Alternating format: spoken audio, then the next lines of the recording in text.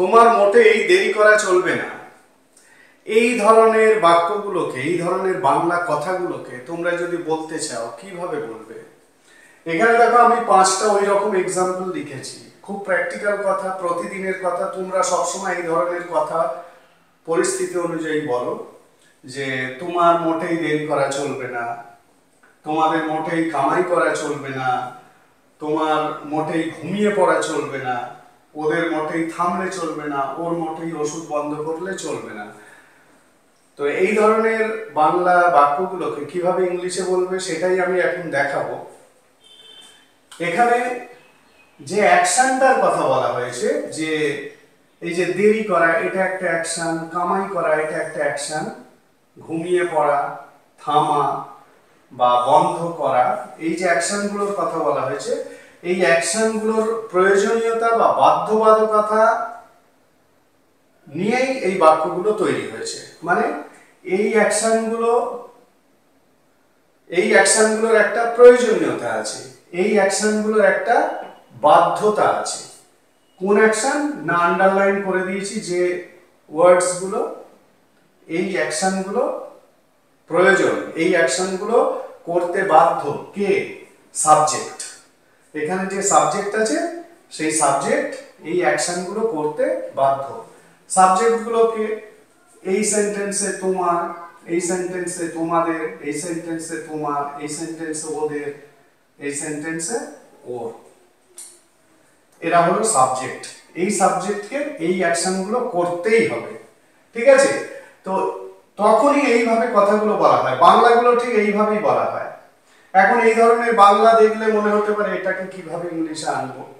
তো বিষয়টা যেটা, সেটা হলো অ্যাকশনগুলো যে বাধ্যতামূলক, অ্যাকশনগুলো যে প্রয়োজনীয়, এইটা বুঝে নিলেই হবে। এবং সেই কারণে তোমাদের কি করতে হবে, তোমাদের মডাল ভার্ব মাস্ট ইউজ করতে হবে। এইবারে এগুলো যেহেতু নেগেটিভে আছে, এই যে চলবে না, মানে এগুলো নেগেটিভে আছে, ঠিক আছে? নেগেটিভ থাকার জন্য কি করব, তাহলে মাস্ট নট এইটা ইউজ হবে, মাস্ট নট এইটা ইউজ করতে হবে। তাহলে সেন্টেন্স স্ট্রাকচারটা খুব সহজেই হয়ে যাবে। প্রথমে সাবজেক্ট বসাবে, তারপরে মাস্ট নট, তারপরে ভার্বের প্রেজেন্ট ফর্ম, যে ভার্বটা মূল অ্যাকশন, যে কাজটা হচ্ছে আসল কাজ, এই যে আন্ডারলাইন করা আছে অলরেডি, এই কাজটা প্রেজেন্ট ফর্ম এখানে বসবে। দেরি করা, কামাই করা, ঘুমিয়ে পড়া, থামা, বন্ধ করা, এই অ্যাকশনগুলোর প্রেজেন্ট ফর্ম এখানে বসবে। তাহলে সেন্টেন্সগুলো তৈরি করি। তোমার মোটেই দেরি করা চলবে না, you must not be late. হয়ে গেল, তোমার মোটেই দেরি করা চলবে না, ঠিক আছে? You must not be late. পরেরটা, তোমাদের মোটেই কামাই করা চলবে না। তোমাদের মানে ইউ, ইংলিশে ইউ মানে তুমি, আবার তোমরা। তাহলে you must not be absent, you must not be absent, ঠিক আছে? তোমাদের মোটেই কামাই করা চলবে না। পরেরটা, তোমাদের মোটেই ঘুমিয়ে পড়া চলবে না। একইভাবে ইউ মাস্ট নট ঘুমিয়ে পড়া fall into sleep, you must not fall into sleep. এটাকে এরকম ভাবেও বলা যেতে পারতো, you must not be asleep, ঠিক আছে? পরেরটা, ওদের মোটেই থামলে চলবে না, তার মানে they must not stop,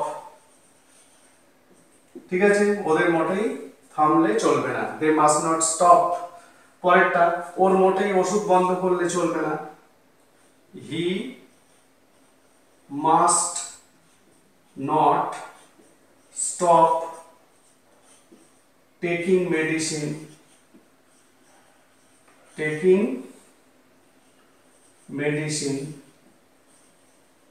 he must not stop taking medicine, ওর মোটেই ওষুধ বন্ধ করলে চলবে না।